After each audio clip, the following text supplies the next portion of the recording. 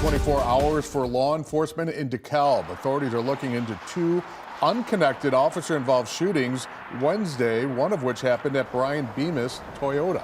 WIFR's Anthony Ferretti was at the scene this afternoon and talks with a man whose sister-in-law works at the dealership and was on lunch when the situation unfolded.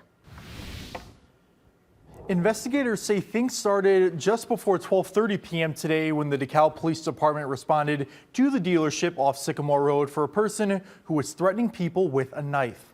We don't usually have this kind of stuff around here. Barricades cover the two entrances at Brian Bemis Toyota in DeKalb Wednesday afternoon, while police look into why a disorderly man caused damage to the property and stabbed an employee.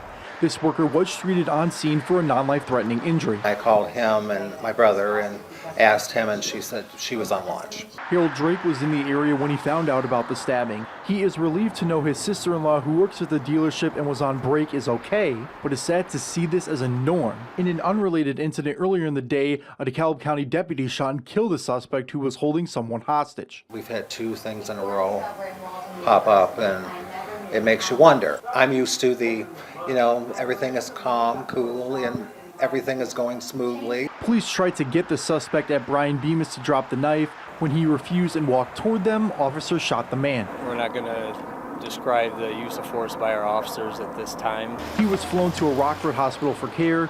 He is in stable condition and should survive. DeKalb Police Patrol Commander Chad McNett credits the community for assisting in piecing together the investigation. The fact that two incidents happened in the same day that of relatively high importance is obviously rare, but I certainly would not attribute it to any sort of crime epidemic. Another man I talked with wanted to pick something up for his vehicle at Brian Bemis, but didn't know it was closed. It's unknown if the dealership will be closed tomorrow. Thank you, Anthony. The identities of the suspect and employee are not public knowledge at this time. Illinois State Police will have an independent investigation since this was an officer-involved shooting. And as